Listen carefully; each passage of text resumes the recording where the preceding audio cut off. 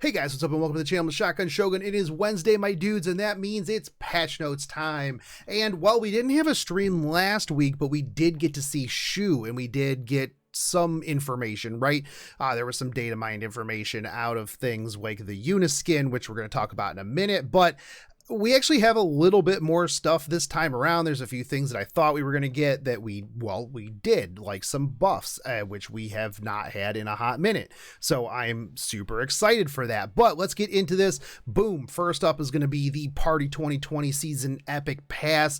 This is much like every other Epic Pass, right? Is Uniskin super, super cute. The problem is that while you see a party hat here on Tuna, it's not in the game, unfortunately. But regardless, I think that this skin just alone is worth the extra sky stones out of that. Plus, again, you're gonna get Mologoras, you're gonna get some bookmarks, you're gonna get some leafs, you're gonna get a whole bunch of other stuff. You're gonna get some gold transmit stones, all kinds of other things. And much like every other one, you're gonna get XP for your epic pass as you just literally play the game. So for 1800 sky stones, you get a bunch of stuff. You get the Uniskin. If you like that, fantastic. If not, well, I would still get the 900s part. I would get the 900 right here, because the amount of stuff that you get for 900 sky stones is exponentially worth more than the 900 sky stones, right? Because you're going to end up, even, let's say 900 sky stones, let's say, is 50 bookmarks, right? You're going to get a Mologora, you're going to get leafs, you're going to get charms, you're going to get silver transmit stones, you're going to get skin tickets for if you ever need them for something. You're going to get more charms, rare catalyst selections, you're going to get gold, you're going to get penguins, you're going to get ancient coins, you're going to get gold transmit stones, you're going to get more bookmarks, you're going to get epic catalysts, you're going to get a lot of stuff out of this. You're going to be getting a lot of epic charms, a lot of things. And so honestly, you're going to get a Moonlight Summon, which is, in theory, is it worth 900 sky stones to you plus all the other stuff? Absolutely. I'm going to be going 1800 in because I think the Uniskin is really super cute. I don't think I got the Acades one actually, but I've also got a bunch of skin tickets that I can use for things like that. So as you can see, unfortunately in the game, no party hat on Tuna. A little sad. I wanted somebody to have a party hat, right? It's an after school party skin, should have a party hat, right? But we're also going to be getting Shu. I know how to pronounce this correctly now because of all of the wonderful people in my comment section that correct my grammar. But I do like the cute little winky face on the banner. Personally, I think she's going to be amazing. She is an Alencia without the requirement for effectiveness. Her S2 penetrates defense. She's going to be a tank buster bruiser, which is going to be really good. Her S1, lots of extra speed on there. If you Mologora, you're going to get 20% CR push. If you make her even just remotely fast, you're just going to be lapping and clapping like crazy. You have a lot of burst potential in the S2, which is gonna, when you have full focus, do 50% defense pen and then reset so you can just immediately do it again at 30% defense pen. I've got a damage by the numbers, I've got some other stuff, but I think that speed immunity is going to be really good for her. And I say immunity just because you want immunity until you can get your own debuff immunity up, so that you don't have to worry about that, right? And I think once you have that up, then you're going to be pretty good. You have a decent amount of uptime on that, and you're going to be cycling very fast. So as long as you bring somebody else who can cleanse or something along those lines for the times that it's down, I think that you should be perfectly fine if they're still alive anyways. Not only that, but like I've mentioned in my other videos about her, one of the 2 units in the game that can AoE anti-crit buff, which 50% of the time it works really, really good, because a lot of DPS very, very highly requires crit damage, right? Especially like in Alencia, which scales off of crit damage. And as soon as they miss a crit, their damage is in the dumpster. You do have units like Seaside Belle and Ravi who are actually better with attack for the most part. So it's not going to be as detrimental to them, but any unit that scales off of crit damage very highly is going to just be in a world of pain if they don't crit, right? So I think that is very, very huge. Not only that, but like I said, her modifiers, very good. And the 20% CR push on the S1 is going to make it so that even if you do build, let's say like 160, 170, you're still going to be going really zoomy fast, right? And if you get double attacks, let's say you pair her up with like a Lilius or, you know, somebody like that, you can just go even faster, right? I've seen some people talk about putting her on a counterattack set. Personally, I don't like that because then you can just ignore her, right? But a counterattack Sigurd Scythe might not be bad. It'll be interesting to see what people pull out, right? But I do think that the S3 is real big. There's also cleave potential with this because the modifier is really good. So you can slow cleave with like a blue rose, things like that, into that one. Now her artifact, I'm on the fence about it, right? So you have a 20% increased effect resistance. I personally think Strax is better. The problem is that even at plus 30, your increased combat readiness is only going to be 16, right? Which I mean isn't bad. It's actually pretty good. Now I have seen some people theorize that running her artifact alongside of a counterattack set would theoretically give her, if you don't crit and you counterattack, that's 36% combat readiness. So you can just zoom really fast, right? Personally, I think the likes of maybe a Sigurd Scythe or even just a regular Durandal would be better, just because there's no you can get pushed whether it's crit or not, right? And it's not beholden to one per turn. I think if they removed the one per turn limiter on this, then that would be a lot better. It's 16%. I think that, yeah, this might not be bad on Gunther actually.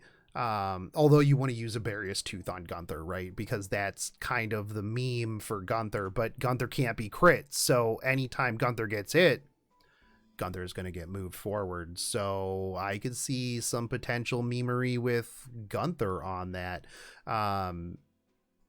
Yeah, we'll see. But I'm going to be rolling for her 100% as soon as that banner comes up. I will be rolling for her. I'll be building her. I'm working on the dogs today. So as soon as she comes up, I will have her and I will be testing her out. So make sure you tune in tomorrow, most likely, for my video going over testing her in RTA and a bunch of other theory crafting and things along those lines. We do have, some free Unequip, which we'll talk about here in a minute. But we're going to have the second anniversary side story, A New Beginning. And now a lot of people don't really like the puzzle ones, but I actually really, really like these ones because it's not the side story where you have to unlock the puzzle. It's literally the missions, right? And these are always really good when they coincide with buff events, right? So you can go kill Wyvern 10 times or craft 10 boots and get a puzzle piece opened up. You literally finish the side story by doing the things that you would be doing anyways, which is really huge. I actually really like these from time to time. Like I said, especially when there's like a double buff, like hunt buff, gold buff, whatever buff event, I don't have to worry about a side story. I just want to go do Wyvern. I want to go do Banshee. I want to go do whatever. And I want to focus on that. So this is really, really good to run alongside of that. Plus you just get the albums. It's very straightforward. You get a Molgor and a gold transmit stone out of this, the things that I actually really care about.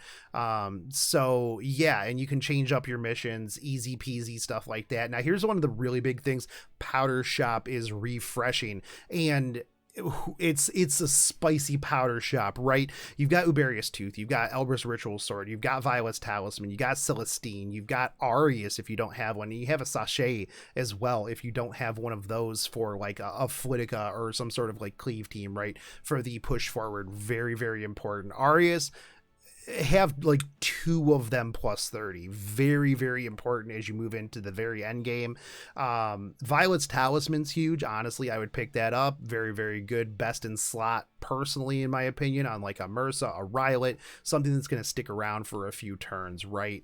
You can use Moonlight Dreamblade if you want the initial 20%, but if you like to live life dangerously and your Rylet's not going to dodge anyways, you want Violet's Talisman, because the attack that you get from Violet's Talisman stacks alongside of any other buffs that you get, whereas Moonlight Dreamblade, it's just an attack buff, so you can't stack that. So after 3 turns, you're doing 30%. If you have it maxed out plus 30, you're doing 30% more attack. You have 30% more attack, plus you can stack that attack buff. That's why, like, after a couple of turns, a Rylet is just going to dumpster you, because if he's on a Violet's Talisman, he's going to have attack buff from his S3. He's going to have that extra 30% from his Violet's Talisman. Huge. Uberius Tooth, if you're looking to finish one out, pick that up. Uberius Tooth is much like Drink, right? I personally suggest that if it's not 30, don't even bother, because if it's not 100%, it's 0%. Elber's Ritual Sword speaks for itself, right? Everybody knows Elber's Ritual Sword. Honestly, I might finish out a 3rd one, depending on how bad my shoe rolls go, right? Probably have lots of dust afterwards. So I'll probably finish out a plus 30 3rd one. That way I can have 3 nights on Elbrus, and be very super cancerous, right? Celestine, if you need one for like your DN, for your Destina, you can. I've seen people running Celestine counter Elena, Celestine on Rowana, Celestine counter Rowanas. Definitely works out. Definitely is a good artifact to have. But I mean, if you ain't got a ritual sword, dude, get a ritual sword. Let's be real.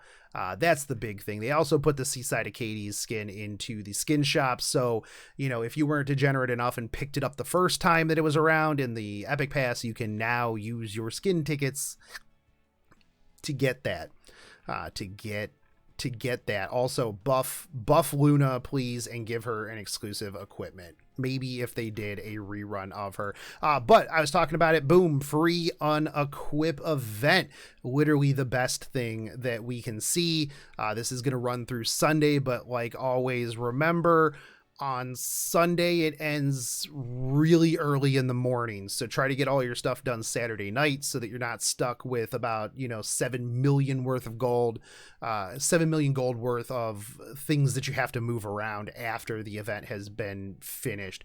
Here's your drop rate for Shoe and Crystal, Snow Crystal. But boom, buff event, boys. Now a lot of people have already seen, this has been up for like an hour. People have already complained about how the anniversary is garbo because, we just got some buff events. But okay, all right, so we're gonna get like 2 days of each one of these buffs starting like literally today, right? At reset. 30% gold hunt craft material is the first one out of the gate. I'm super excited about that. I'm gonna probably put together my B11 55-second Watch Shuri one-shot 2-man, so I can farm friendship and just farm at ludicrous speeds. That is probably what I am actually going to do, because it's all about speed versus efficiency, and I need counterattack sets and I need gold. So that's probably what we're going to do. I'm going to build that back up, and we're just going to farm 24/7 till that buff event's over, and then spirit runes open up after that, and I'm going to farm the crap out of that, because all of the specialty changes recently, the Pearl Horizon, the SC Ross, it's been a minute since I have stocked back up on runes, so I will be doing runes and friendship farming. That's also a really good place to do friendship farming, because a lot of them you can 2-man or 3-man and then just bring an extra unit, and it's not as detrimental as it is for like hunts, right? So pretty easy stuff. Then we're gonna have adventure points and XP increase. So if you need to walk dogs, if you need to get those epic katas out of the out of the hard mode, this is gonna be your time. Get out there, get your adventure point pet going, and then just get all of the catalysts. There's a couple that I need to stock up on as well. And then we're going to have all 3 of them at the same time. So that means that you're going to be able to farm adventure points and gold, or you're going to be able to farm runes and gold, or hunt and XP increase. So if you can 2-man and you want to farm up some fodder, boom, easy. 3-man plus a fodder, boom, you're going to be leveling dogs like absolute crazy, even if you wanted to just do it in runes and stuff like that. But gold increase is going to be huge. This is going to be real big. They're going to be putting out the Burning Passion pack every single day. That's going to be 13 leaves. I believe it was like $5 total. I think the 10 were like $4 and the 3 was like $1, or was like $4 altogether. Regardless, it was a pretty cheap price, and I bought them every single day. And I actually told them, hey, if you literally put this in the game, I would buy this every single day. 13 leaves daily, yeah, I would 100% buy that. This is going to be really good. This is going to be running through the entirety of the buff event. So from tomorrow, from reset all the way up until the 31st. Personally, I think that it's a very good deal. I get it, because this is the time where you need to burn through all of your leaves. You need to farm like crazy. Speed. You need to get into Wyvern if you're farming Wyvern. Farm A13 if you can. And honestly, farming 12 or 11, personally, I think 11 isn't that bad, because you still have the chance for reforge mats. But you're going to be getting a ton of gold. You're going to get a ton of mats. Farm whatever you can farm the fastest, I think, during this time. That's my personal opinion. Depending on how many leaves you have and how much you're investing into this, I have to go real hard, right? That's just how it is during these events for me. Let's take a look real quick and see if there is anything else that they posted up while I was doing all of my stuff. Updated content, game maintenance. There is going to be no maintenance tonight, because everything already went in, right? No live stream today, but there will be one tomorrow, and we will have the full anniversary live stream on the 30th. I think that's when they're going to kick off the free 10 summons every day. I think it'll be right after we get done with the buff event. I think after the buff event, that's when we're going to start getting all the rewards leading up to episode 3. We're going to find out more information this weekend, I'm sure, on episode 3, things that are coming. There was like all the questions and stuff like that they had people ask. I had a video going over that. I'm going to actually have a video going over some of the quality of life stuff that I would like to see, and some of the things that I have on my mind about the game coming up into the anniversary. Now, I will also be live streaming that, my reaction to their live stream. We'll be watching that. We'll be doing a watch party, and then I'll probably do a wrap-up video afterwards. But I will also be rolling for Shu as soon as her banner comes up, so make sure you're over on Twitch. I will start a little bit early and probably fish through the shop for a little while for bookmarks, right before that, before I do some birthday pulls for Shu. So make sure you come over, hang out, have fun. We're gonna test her out, see how good she is. But as always, if you are new, think about subscribing, hitting the bell notification, so YouTube actually gives you a bit better of a chance of letting you know that I actually uploaded something. Join the Discord, check out the tournament stuff. We're going to be doing more videos going over the tournaments. Waiting for one person to get back to me before we announce all of the people in the September 5th bracket. That is going to be the Champions Cup. That is going to be playing for the last spot in the $1,000 tournament. We're going to be doing some giveaways for chat as well during that, so make sure that you guys are over there and checking that out. But if you want to just help out the channel, I do have a Patreon. You can grab some coaching time one-on-one with me if you want help with your account, or if you just want to hang out and just chat about things. I can do that. But also just sharing this out helps me out a lot. Share it out on Facebook, out on Stove, Reddit, wherever you can. Helps me beat the YouTube algorithm, and I appreciate it. It's actually kind of neat to see my videos being shared and popping up in places where I didn't really expect to see it. But regardless, I am going to get to working on those dogs and some other stuff today, so expect a few more videos out from me today, going over some beginner stuff, and I will catch you guys on the next one. Take it easy, homies. Peace.